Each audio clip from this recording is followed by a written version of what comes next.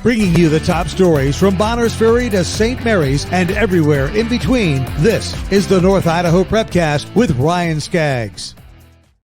That's right. The North Idaho Prepcast on IdahoSports.com. Your weekly breakdown of everything happening in Districts 1 and 2 throughout the state of Idaho. Brandon Baney joined as always by Ryan Scaggs, our resident expert up north. Scaggs, what's going on? How you doing? Good. Recovered from the game we had Friday night between Post Falls and Coeur d'Alene. Actually, on the girls' side, was a pretty awesome game. So the boys' game, I actually did a halftime statistic for that game, but I don't know if you want me to address it now or we can touch on it later. But the football game had almost twice the amount of points at halftime that the basketball game did between Coeur d'Alene and Post Falls. Oh man, that's funny. Yeah, we'll dive into that in a little bit. I was going to ask you, do people call you by your last name, like in like your personal life, or do they call you Ryan? My personal life, I got a lot of friends that call me by my last name. And that goes all the way back to like school. I was like one of, I think, 11 Ryans in my graduating class. So I went by my last name a lot. A lot of people still call me Coach, which is cool. Which I do appreciate. Some of that, it's kind of endearing, but yeah, a lot of the former athletes that I coached, even though they're in their like mid-20s now, they're like, "Hey, Coach." I'm like, "Okay, hi." So yeah, I think it just kind of depends on who's trying to get a hold of me, and then if it's first, middle name, and last name, I know I'm in trouble. So yeah, right. Yeah, I end up calling you Scaggs a lot. I don't know, it just rolls off the tongue nicely. Yeah, but no, I'm used to it, so no, that's totally fine. I don't mind that at all. So I was my mom's office aide in high school. And I had been adventurous with a few of my friends during the school day by pulling them out of class without actually them needing to go to the office. And then on the intercom, I heard, "Ryan, Steven, Scaggs, please come to the office." Oh boy. Yikes. So, yeah, you hear that in front of the entire school. You're like, "Oh, I'm in trouble." Yeah, when I was growing up, everybody called me by my last name. They just called me Baney, even the teachers. But now, as I've gone into adulthood and I'm now professionally working, Brandon has, but now especially, I mean, in the last year with the whole "Let's Go Brandon" thing, that's my name's really made a comeback. A lot of people are rooting for you these days. That's right. I got a lot of people in my corner, so yeah. I was surprised I didn't get any "Let's Go Brandon" merchandise for Christmas, but we'll see. There's always next year, so. Yeah, that's funny. That's really funny. Yeah, for sure. So yeah, I might have to slip something in the mail to you. I got a sticker the other day at the gas station from the attendant for a "Let's Go Brandon" sticker, which I thought was kind of comical, but yeah. Different connotation, obviously. Certainly, and that's as far into the political realm we'll get. Yes. We'll stop right there. We'll throw the brakes on and go a different direction. We'll get back into sports, nice and away from the political spectrum. Okay, there was a lot of big wrestling going on this past week. Last week on the Prepcast, I kind of asked you off the heels of the Raleigh Lane invite where Meridian took second place in the team competition. Coeur d'Alene took third, but it was a very significant gap between those two 5A powers. And I asked you, I said, is that indicative of how it might go at state? And you said, well, not really, but you did some more digging and have more info there. Coeur d'Alene wrestling appears to be just fine. Coeur d'Alene wrestling is going to be just fine. They were missing Rylan Rogers, who ended up winning the Buchanan invite down in California not this last weekend, but the previous weekend. And so they were missing his points, and I would bet money on it that he would have won the 195 weight class at Raleigh Lane, and probably pretty handily by pin. You could say that there would have been close to a 40-point swing. Just by adding his points into the team score. And I didn't dig any further to see if Meridian had anybody place in that weight class, because that would have actually taken away some team points. I think they're neck and neck. I'm honestly just going to go out there and say it. Coeur d'Alene went to Rocky Mountain Classic this weekend in Missoula, took 11 kids, 10 of them placed in the top 8. So they're doing just fine. They were missing Gunnar Giulio because of illness and a couple other guys from the lineup. So they're going to be just fine. Yeah, we did get to see Meridian in action up here too this last weekend also. Yeah, we'll get to that. Gunnar Giulio, I wanted to talk about him because he has the opportunity this year to become the newest member of that very exclusive club, right? 4 state titles in 4 years. But man, he's had a rough go of it with injuries. You know, he had a kind of a lingering football injury that affected his start of the season. Now he's sick with illness. Because when it comes to state and it comes to like seeding in the bracket, it's kind of a subjective deal, and if you don't have a ton of matches under your belt, it can be hard sometimes. Luckily, part of it in the seeding though comes the prior year. If they've got previous state placing, that does come into the seeding criteria too. So he's got a nice benefit there where he's got some state titles under his belt coming in. So I don't think he's going to be hurting too much as far as the seeding line goes. He might be 1 or 2, but once you get to state, there really is no difference between the 1 or 2 line. You're just on opposite sides of the bracket. So yeah, I think he'll be fine with that. I think more it's just the mat time. You want to see him start getting in and getting polished, coming out of football season, like you said, with that injury, and then, getting an illness this early in the season too, it definitely kind of throws a wrench in the gears. But I think that, once you get this stuff out of the way and you can find health, I think, immune systems are a great thing. And, hopefully he stays healthy down the stretch and we'll see him come state tournament time. So, yeah. Sorry, my dog biting my foot right now. So that's all right. That's fine. So this is the North Idaho Prepcast, but we end up talking about Meridian Wrestling quite a bit because they're the defending 5A champs. They had that really nice showing at Raleigh Lane. And so my question last week to you was, well, Coeur d'Alene and Post Falls are both going to be really good, but do they have enough to push Meridian for the title this year? Well, Post Falls and Meridian went head to head, and I think we found out the answer.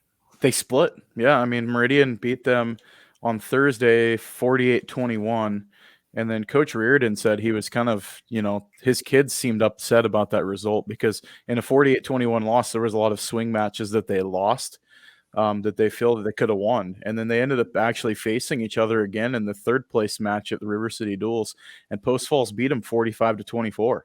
So, I mean, in a team atmosphere, obviously, there's a big difference between going to a state tournament and then a dual meet.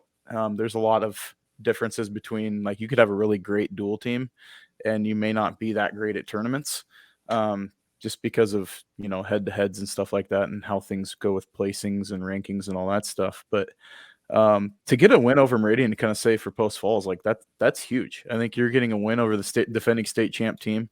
That does say a lot about their progress throughout the season. And I think Post Falls is starting to catch some strides now.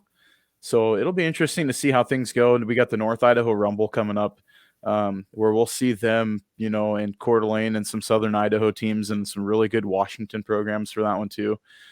So that'll be a good test, really, I think, before districts to see kind of how good is Post Falls getting, because they were top 5 at Raleigh Lane too. And that, I think that, between Meridian, Coeur d'Alene, Post Falls, I mean, throw CUNA in there too, that that's your top 4. I mean, or top easily, you could say, and you kind of reshuffle it and however it comes out, that's going to be your result. But yeah, Post Falls has got a good team and they're starting to show up now.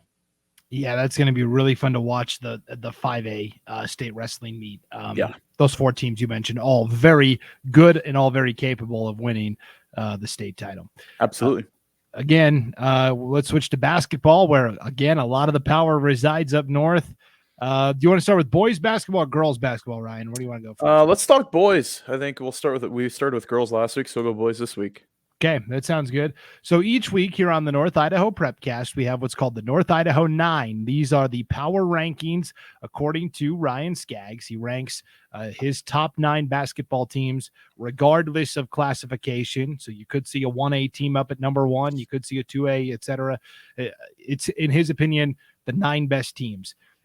1 through 9. It's his power rankings. So the North Idaho 9 for this week, there wasn't a ton of change, but there were a couple of notable movements here. And again, if you're watching the video of this on the IdahoSports.com YouTube channel or Facebook page, we're going to put it up on the bottom on a graphic, so you'll be able to see it. If you're listening, just follow along and we'll go through all the teams 1 through 9 as well. But here is your North Idaho 9 this week for the boys. Yeah, I mean, starting at the top, Lake City's just doing everything that they should be doing, and same with Lapway. There's no movement there at 1 and 2, and there hasn't been since this came out. Coeur d'Alene, I mean, I had that game against Post Falls on Friday, and that was an ugly game. I mean, it was, and hats off to Post Falls for just playing such a, I think it was just I don't want to say weird brand of basketball, but they were just very unorthodox in how they went at it against Coeur d'Alene and a lot of ball movement. And it didn't give Coeur d'Alene a lot of opportunities on the offensive end. And Coeur d'Alene was just kind of sloppy in that game. I think that they thought they were going to come in and coast, and Post Falls, it was halftime score. I want to say it was like 18-10 at half. I mean, it was a really first quarter. The score at the end of the first quarter was like 8-2. So, I mean, just a really weird game the way it kind of went through. But Coeur d'Alene did, I mean, grit it out and get the victory. So, I think, then they come back and they beat Lewiston and beat Lewiston, almost by 10 points. So, it's kind of one of those things. It's like I kind of sat back and I'm like, they had that game against Post Falls, and then the next game they come out and they beat, the number 4 team in the state of Idaho. And really, from what I've seen in the state, it could have been worse. I mean, the game wasn't as close as it said, coming down the stretch. So I have Coeur d'Alene at 3, but I mean, Coeur d'Alene and Lewiston, they're going to flip-flop that spot, I think, going down the stretch the rest of the season, to see who's going to get that second bid to the play-in game. But St. Mary's, I've got at 5. They just keep doing what they should be doing. They're winning games, and they're beating 3A schools. They've beat some 4A schools. They beat 2A schools by a lot. So they're, St. Mary's hasn't done anything wrong. I think it's just, they're kind of plugging away and quietly doing what they've been doing. Prairie is at 6. They got to win this last week over Logos, so they're holding that and that was a close game. It was only a 2-point game in that one. So I got Logos at 7.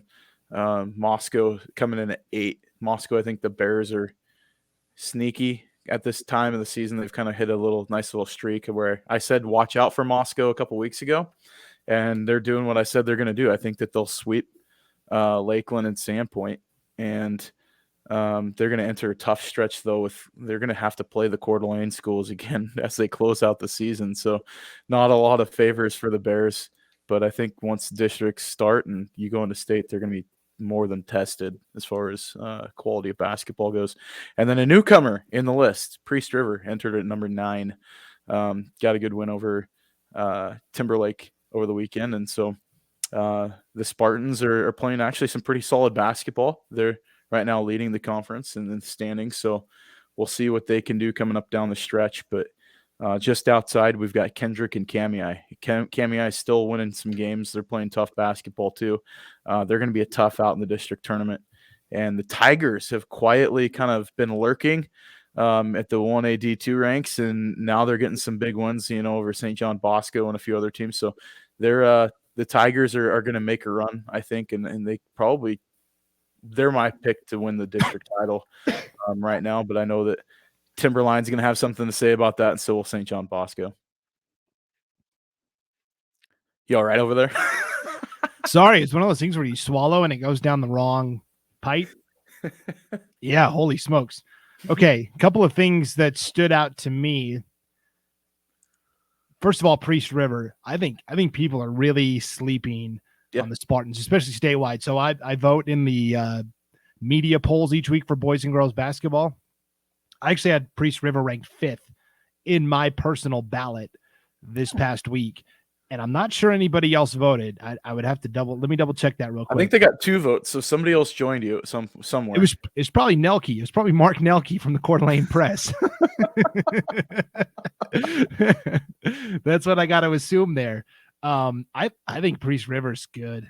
Like really good. I think they could go to state, like so often happens, and the teams from the north come without much acclaim or fanfare, just because the teams around the rest of the state don't really know. It wouldn't surprise me at all to see Priest River go on a run.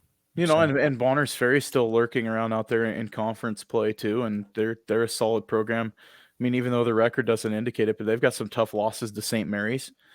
St. Mary's right now would be leading the IML as far as rankings go, because I think they've got a win over every single team in the IML right now. So, they could be conference champs in 2 different leagues and 2 different classifications if they actually played up. But can we get St. Mary's and Moscow on the schedule? Because St. Mary's has already played Lakeland and they play Sandpoint, right? Can we figure out if St. Mary's would win the IEL they could win as well? 3 league titles in one season.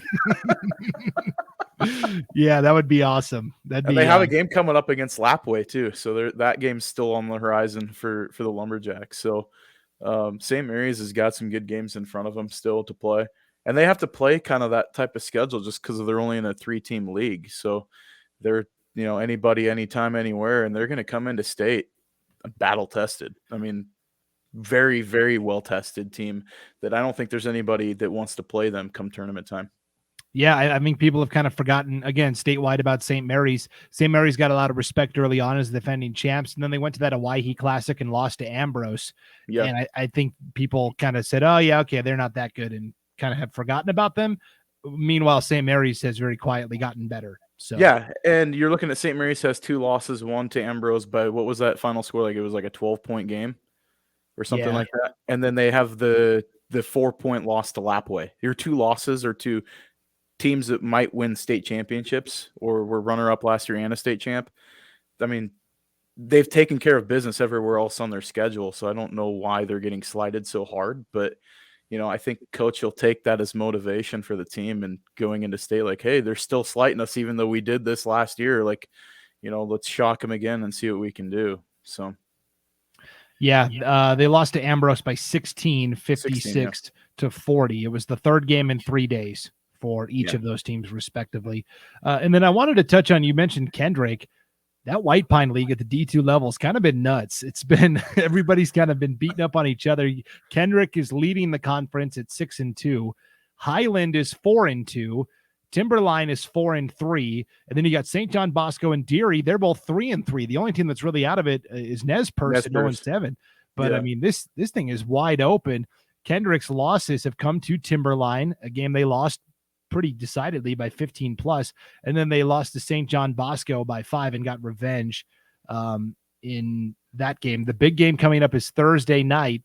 Kendrick will host Timberline in a rematch. The Spartans already beat the Tigers once this year. So that'll be the big game I'm keeping an eye on.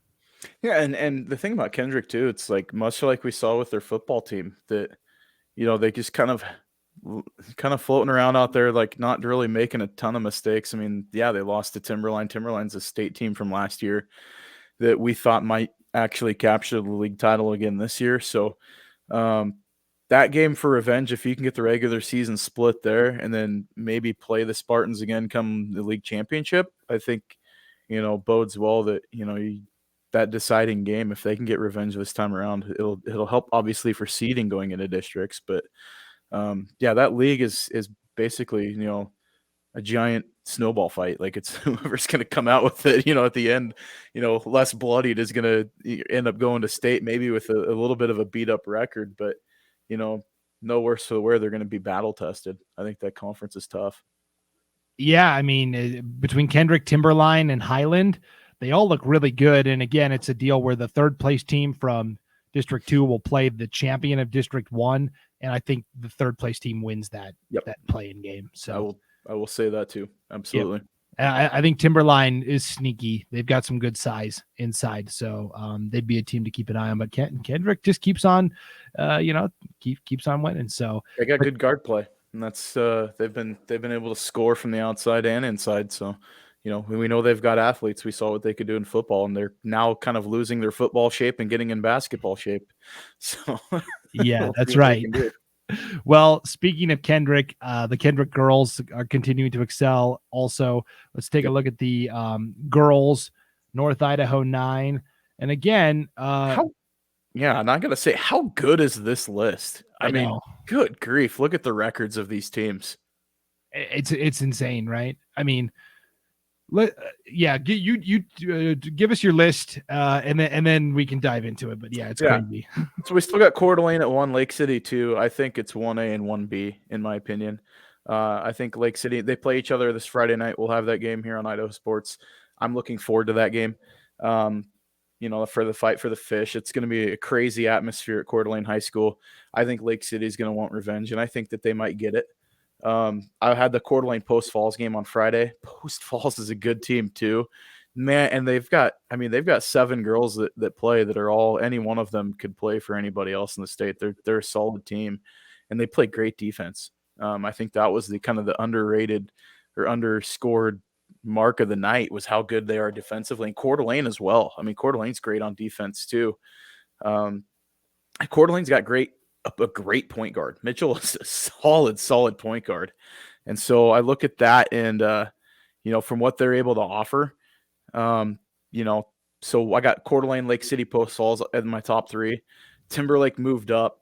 I like Timberlake a lot. I really do. I think that their body of work is starting to prove it. Now they've gone through the first wave of conference undefeated, beating Kellogg fairly well. So, I mean, Timberlake, I think, is going to sneak up on some teams at state, show up, and I think that they might be playing for the championship again. I really honestly do. That Tigers team is solid.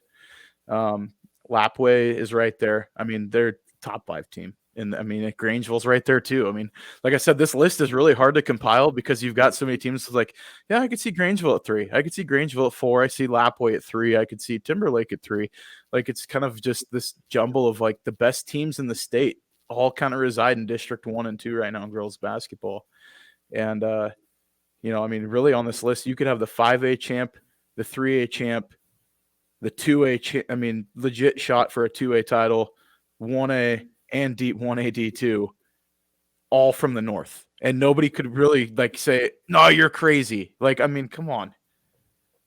That was the point I was going to make, is that really 4A is the only one that's off the table. Blackfoot and Burley are just so far ahead of everybody else in 4A that it's not even funny.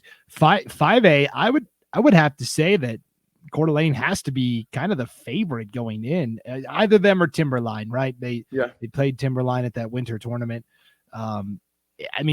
Kendrick to me is the favorite in 1A D2. It looks like Kendrick and Rockland are on a collision course there.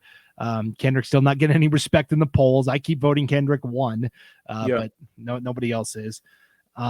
Timberlake, Sugar Salem's really good right now. We'll see how Timberlake can stack up there. And same with Grangeville. There's some really good, like Melba and Cole Valley Christian are really good. But yeah, I give everybody a puncher. And then Lapway, of course, is so dominant. Yeah, well, and Lapway's got the head-to-head on Cole Valley Christian. I mean, I kind of looked at like common scheduling and stuff like that. And Cole Valley's lost to some really good teams too, though. They've lost, like, their only losses are to Lapway, Bora, like in one of the other 5A teams, or Burley or somebody like that. Yeah. So, I mean, it's not that Cole Valley's doing anything wrong either. I think it's just there's some quality teams that are out there and floating around. And Grangeville's doing everything they're supposed to do. I mean, they're winning their big games, and Prairie's right there. I mean, their only loss is to Lapway. So, Prairie's taking care of business. I mean, you've got Clearwater Valley and Wallace on the outside. Wallace's only losses are to schools from bigger classifications. So they've got 2 losses to Kellogg and a loss to Timberlake on their schedule. Those are their 3 losses on the year so far. So it's not like the Miners have really done anything wrong. They're still out there, and they still have another game against Kellogg on their schedule too. And then they have their last league games, and then they're going to go into districts. I think they're going to pretty much manhandle anybody they face in their district. Just they're pretty athletic. And then you might be looking at a Wallace Clearwater Valley play-in game. Yeah. That'd be a lot of fun. That would be a fun game for sure. And my knock on Clearwater Valley is that, I mean, Genesee beat the doors off of them, and Genesee's only got like 4 wins on the year. And so like that one kind of looks a little weird to me, and they haven't played the top tier teams in the White Pine yet. Right. So I think their record's kind of a little bit falsely inflated still. So we'll see what happens, because they're going to have to play Lapway twice down the stretch, and they're going to have some tough games ahead of them. I think they still have another game against Prairie too. Yeah, we're at the time of year now where I start to look kind of at the Max Preps rankings, because it's going to be used to seed the teams at state. Who gets to state doesn't change. The representation is set in stone. But once the 8 teams are there, they seed them 1 through 8 based on Max Preps rankings. Right now in 5A, the top 3 are Lake City, Coeur d'Alene, Post Falls in the entire state for 5A basketball for girls. That doesn't surprise me. And it's a shame that only 2 of those teams are going to get a crack at state, because that Post Falls team, if they're left looking out, that is a really good team that's going to be watching basketball, and I don't want to say anything. And I mean, shoot, you could have Post Falls and Coeur d'Alene go, and Lake City gets shocked. And then there's another really good team that's left out. So it's kind of sad that the bids work out the way they do, but you got to take care of what you got in front of you, and you have to play what the rules are. I mean, like, that's kind of the way it works. Yeah, unfortunately. 3A, not a ton of respect in the metrics right now. Kellogg is actually ranked ahead of Timberlake. Kellogg is 9th in 3A. Timberlake is 11th. That doesn't compute to me, but I don't. Yeah, I mean, I don't know how that I think it's because Kellogg's got a couple of games that they've played, like the Moscows, they've played Sandpoint, they've played Lakeland, where I think Timberlake had a couple of those games get displaced or moved to back into the schedule, and they haven't played them yet. So that would be my only assumption. yeah. So yeah, I mean, there's still there's some big games out there on the horizon. I think you still got a head to head with Timberlake and Kellogg are still got to play each other. Lapwai still has to play Prairie again. They still have to play Clearwater Valley again, and I think they still have a game against Genesee too. So there's some big games coming up down the stretch for these teams. That on the girl side, it ain't over yet. Yeah, definitely. 2A Max Preps rankings. Grangeville is the top ranked team right now. That doesn't surprise me at all. They've played a really tough schedule. I will say, though, it is close. They're at 16.8. Melba is second at 16.7. So literally 0.1 separating those two. Cole Valley is third at 14.8. Cole Valley has beaten Melba twice. How are they ranked behind Melba? This makes no sense. It's like football all over again. Yeah. A little. It's like you think head to head would rule at the end of the day. I think if they obviously the more wins you get going down the stretch, it's gonna that record will start to level out. But if they have to play a third time and they sweep them 3-0 and they end up behind them in the rankings, I mean, come on, like there's a flaw in somewhere in the system. Yeah, I would say so. 1A D1, Lapwai is second right now. Butte County is first, and they're still undefeated. They're 14-0. So I mean, that makes sense to me. Well, and Lapwai's 2 losses. You have Post Falls and Richland from Washington, one of the bigger 4A schools in Washington. So, right. I mean, come on. Yeah, it's yeah. Lapwai is second. Prairie is third. Clearwater Valley is seventh. And Kamei is, and look at this, Kamei, Potlatch, Troy, 10, 11, 12. I think that speaks to the strength of the White Pine League a little bit. That White Pine League on the girl side is tough. Yeah. We talked about that in the season preview show, and that league is showing true for sure. Yeah. 1A D2 girls, Kendrick is ranked third right now. Behind Rockland is 1. I've got no problems with that. Council is still undefeated, but they've only played 8 games. Very light schedule. They're second. And Deary is 5th. And you mentioned playing 8 games. I mean, there's a team that's still floating around there on the guys' side that we ignored this week that we didn't talk about because they haven't played since like January 3rd, and that's Lakeside. They're sitting at 4-3, and they've had to reschedule some games and move those around, but they actually picked up a game against Logos now that they'll be playing, I think, the second to last week of the season. So, there's a top 5 matchup there on the horizon for the Knights if they can get things put together and actually get a game back on the schedule. But they've got back-to-backs against Genesis Prep coming up too, and then they have to play Wallace still as well. So that schedule for the Knights, they're not going to have a ton of games on the record, but they could be coming in and be one of those sneaky teams too. We know who they have left. They've got some good players. So yeah, those 2 games with Genesis Prep are going to be fascinating. G Prep played Kootenai last week, and I kind of caught a little bit of that game. They were streaming it. Lon Marast is the new coach at Genesis Prep, and they started 5 freshmen. It's like the Fab Five. Genesis Prep started 5 freshmen. They're holding their own. They're doing pretty good. They got some guys. They're young, but like they've got athletes, that's for sure. And so it'll be interesting to see what the Jags can do coming up down the stretch. They might, if they steal a game from Lakeside, I mean, that's a pretty big deal. So I know they played Priest River pretty tough a couple weeks ago. So yeah. And Lakeside pushed Kellogg in a loss earlier this year, 78-71, and we know Kellogg's beat Timberlake in another game. So I mean, yeah, pretty legit. Still the favorite, but man, there's a lot of good hoops action going on up north. There's a lot of meat left on the bone too on the boys' side too, because we've got the 2 extra weeks that they don't have on the girls' side. So yeah, it's there's going to be the next 2 weeks should be pretty fun, and we're going to have a lot of games coming up here on Idaho Sports that I'm gonna have some fun ones on the schedule. Yeah, for sure. So this week, Friday night, Fight for the Fish, right? Yep. Fight for the Fish Friday night, 5:30 girls game, 7. Well, whenever afterwards is the boys game. 2 ranked matchups. So I'm looking forward to that one. That's going to be, you don't really see that a lot in that game. So to have 2 top 5 matchups on both the boys and the girls game is going to be pretty cool. That's going to be a fun evening. Yeah, it will be loud. It will be absolutely insanity too. Yeah, they were worried about finding a spot for you, and I think we're like, hey, like it's I just scoped it out when I was there last week. I know where I'm sitting, or at least I'll have a wall behind me. Yeah, so I don't know if that's going to help the sound or it's going to just absolutely make it horrible and worse and more loud. So we'll see. Yeah, that'll be an audio-only broadcast on IdahoSports.com. If you want to see the full slate of games we're doing, you can go to the game streams tab. It's on the homepage at IdahoSports.com. We're doing a lot of girls basketball 5A down there in the Boise area. If you want to kind of hear how some of those other top teams are doing, if you're a Coeur d'Alene or Post Falls or Lake City fan, we're carrying lots of those games. We're doing lots of the smaller schools as well. So it's all at our website, IdahoSports.com, and just click on that game streams tab. So yeah, we got some small school ball coming up too on Idaho Sports. So I'm looking forward. We'll have a Genesis Prep Lakeside game, Lakeland and Post Falls, and a few other games too. So there's going to be some good basketball coming up next few weeks. Yeah, it's gonna be a lot of fun stuff. All right, Ryan Scaggs, as always, thanks for tuning in. Thanks for tuning in. I'm always here. Oh, I kind of check out too, I guess. So I don't know. Right. Thanks for being fully engaged over the course of this entire podcast. Unlike myself, we really appreciate it. All good. We'll still blame COVID brain or something like that. I don't know. You can use that excuse for a while.